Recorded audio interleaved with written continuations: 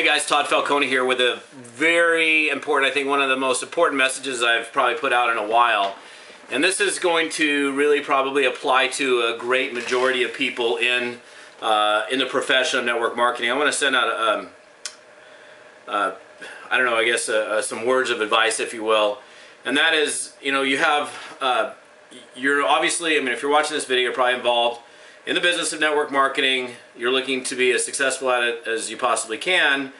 And I do realize that a good percentage of people that are probably watching this video are going to fall into, in fact, probably most people are going to fall, if not everyone, are going to fall into one of these two circumstances that take place. And I want to prepare you for how you go about dealing with it, because it's very, very important that you deal with it rather than just, you know, let it eat you up and inevitably cause you to fail in the business of network marketing. The first group of people this is going to apply to are individuals that get started in the business of network marketing, and obviously you want to make money. You want to make money as quickly as possible, and you're in the business and you're moving forward and you're doing stuff, but maybe you're not getting the kind of results that you think you should be getting in terms of the quantity, in terms of the number, the size of the check. The thing that I can tell you is this, that above all else, obviously you have to be working and you have to be focused and you have to be recruiting and in action and doing all that stuff. And if you're doing all that stuff, in the midst of all of the work you're doing, you still have to exercise patience in the face of that work you're putting forth. And one of the biggest reasons why people, I believe, why they, and through my own experience, in fact, this blog post is a result of a conversation I actually just had with somebody a few minutes ago.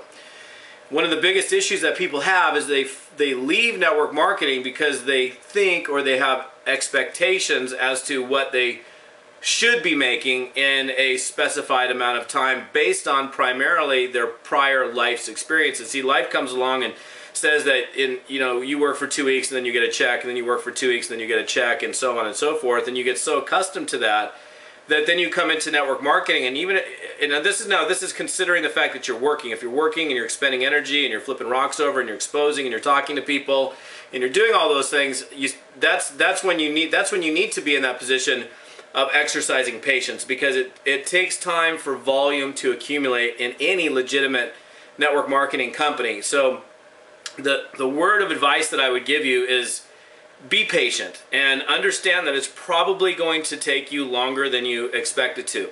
And you know, it can be frustrating, and you have to be, this is where kind of the wheat meets the chaff, or whatever that phrase is, where you've got to hang in there through the thinner times, going, wow, man, I've been in this for 6 months, people are sponsoring in, but then some people are like not doing, and they're leaving, and new people are coming in, but it's not happening for me as fast as I'd like it to. You have to exercise patience in that situation. That's so critically important. I cannot tell you how important that is. I mean, if I didn't exercise patience, I wouldn't be here today. I would not be sitting in front of you right now. I would not be speaking. I would not be training. I would not be the success story that I am in network marketing.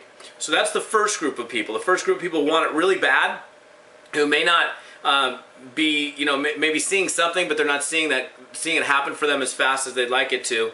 And the second group of people are individuals who have it, and this is another, I mean, this will encompass pretty much everyone. The next group of people are those that are involved in network marketing. They've got a team going. They are committed. They're building. They've exercised, they're taking a position of leadership. They're doing. They're focused. They're making things happen, and they're bringing individuals in, and their expectations of that person that they're bringing in. In other words, oftentimes we as leaders want it more for our people in our team than sometimes they want it for themselves. And that's a very frustrating position to be operating from, when I'm in here, I'm in the business, I brought you in, you said you wanted to be successful, you said you wanted to create change, but darn it, you're not doing any of these things that, you're putting your money where your mouth is, if you will. You're saying you want to, but for some reason, whatever that reason is, you're not. And leaders can tend to get very disgruntled, discouraged, frustrated, because time and time again there's quantities of people that come into network marketing and they're just not doing. They say they want it, and it's like, dude, you came into my business, you said you wanted to be successful, you're not making any money, you're in this bad situation, yet you're still not taking action, and I'm sitting here eagerly wanting to help you and assist you and work with you, but still you're not doing, and it just becomes frustrating.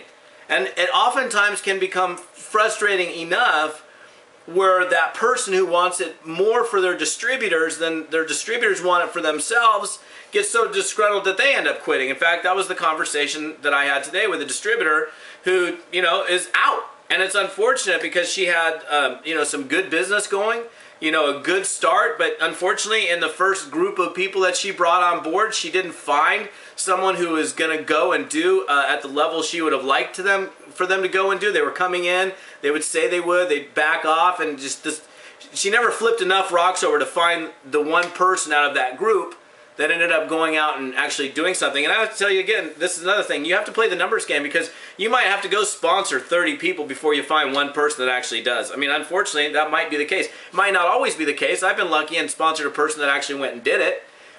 But really, if I look personally at my history of network marketing, and I did I don't know if I did a video blog post on this recently, but this is statistically pretty much the same in every company I've been in. Sponsor 85, 90 people in the lifetime of a company.